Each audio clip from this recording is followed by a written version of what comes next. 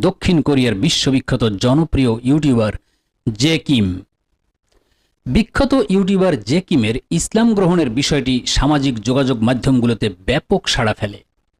J Kim নিজেই তার ইসলাম গ্রহণের ভিডিও ইউটিউবে প্রকাশ করেছেন। ইতিমধ্যে তিনি ইসলাম ধর্ম গ্রহণের পর নিজের নামও পরিবর্তন করে নিয়েছেন।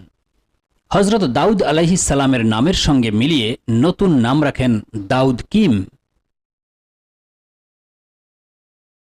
안녕하세요, 제이킴입니다. হ্যালো, আমি জে কিম। 다우드 킴입니다. 다우드 킴. 다우드 킴. আমি দাউদ কিম। Dawood Kim.